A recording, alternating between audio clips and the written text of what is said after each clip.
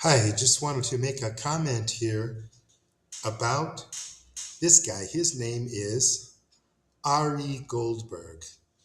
And as you can see, the Israeli flag next to him, he's an American, but he went to Israel to help out with the, do we say genocide? With the invasion of Gaza, the destruction of Gaza.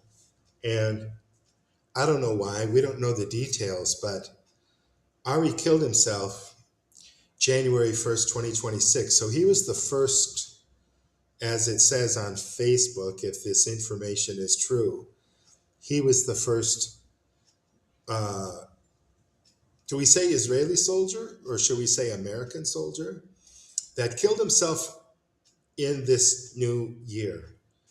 We don't want to see any loss of life. I don't support any soldiering. I don't support any military philosophically, financially, on any level politically if they're not protecting their own home. Now, this guy's from America. Israel's not his home. And he doesn't look to be very Middle Eastern. He doesn't look to be like a Semitic Jewish person. He looks to be Ashkenazi Jew, which is Eastern European. He doesn't look to be a native of Israel or of the Levant. Although he may be, I don't know.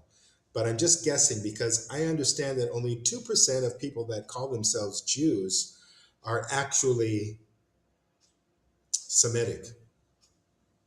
Most of them converted to Judaism. So if you convert to a religion, suddenly you can inherit some land from a couple thousand years ago or something and you have the right. I don't get it. I don't understand.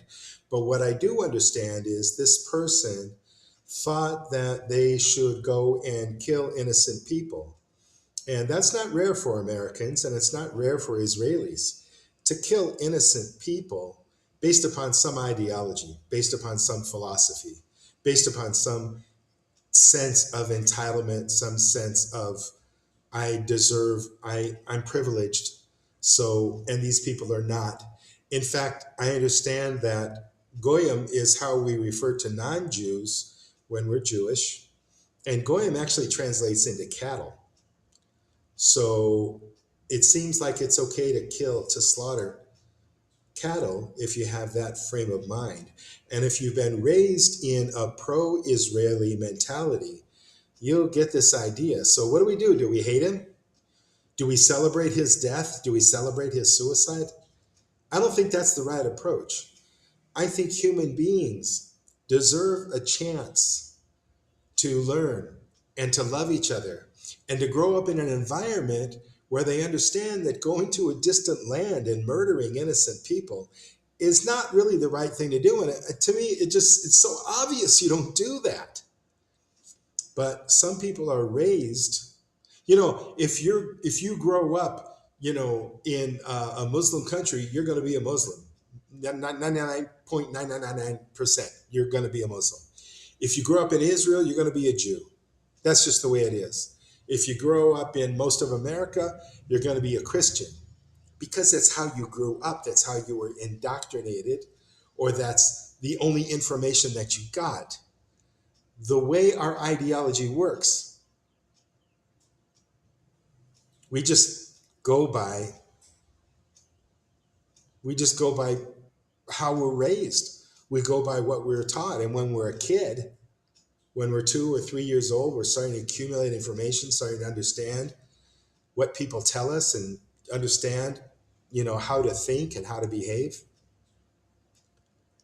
That gets indoctrinated, that gets ingrained, that gets embedded in our mentality. And isn't it pitiful that this guy took his own life? Isn't it pitiful that he grew up in a culture that thought it was right to go to a distant land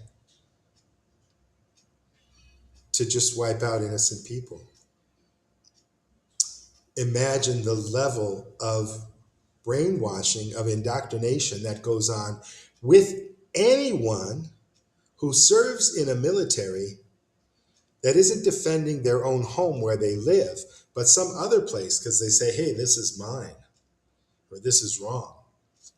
And I tie that into the soldiers, the American soldiers that are attacking Venezuela right now and planning an attack on Venezuela. It's ridiculous that people would be so indoctrinated, so brainwashed, so misled to think that they have the right to do that. Now, a big part of this indoctrination comes from a job. It comes from, so many people, we compromise our integrity for money so we can make a living, so we can raise our family, so we can pay our rent. We're putting an end to that. Look at a better way, a better world DIY. It's an option for us to change over from a money economy, a corrupt, low integrity economy, where we have leaders that are downright tyrants, especially America, and switching from the tyrant leadership to compassionate leadership. Now, that's really who we are. That's really what we're about. But because how we were raised in America, most of us chasing the buck, chasing the dollar, thinking that, oh, we don't have to have community. I can survive on my own. Look, people are losing jobs like crazy right now to AI, to COVID. People are losing their jobs. They're losing everything. They're losing their homes. They're going on the street. Any major city in America has homeless living on the street. These people are becoming depressed and they're ODing on drugs. They're becoming so depressed and they're killing themselves. The rate of death is so high for the homeless. They're living outside. There's not safe. Why? Because the economy has gone to hell. And why? Because the US government, the leadership, it's not about helping people. It's not about compassion. It's about power. And part of power is money. So people think this way. They think, okay, if I get a job and I'm making money, I'm okay. Not anymore. It's all going to be about community. Okay? Community. That's the key word you need to understand. And I'm not talking about tribalism. I'm not talking about a golf team. I'm not talking about a swim team, not that kind of community. And I'm not talking about the tribal, religious, extremist communities that say, hey, we believe in this God, we believe in these practices, and that makes us privileged, that makes us special, and people outside, we don't really deal with them. You know how many Americans are living in the bubble of their own religious cult? And they're not dealing with people outside, and they don't consider people outside their own tribe as equal? That's not community. That's tribalism in its worst way. I'm talking about real community where everybody's included. Everyone is accountable and everyone is basing their lives and their interactions with others on kindness, compassion, understanding, respect. That's a real community. And we have to get to that because now that the chips are down, things are going to get really desperate.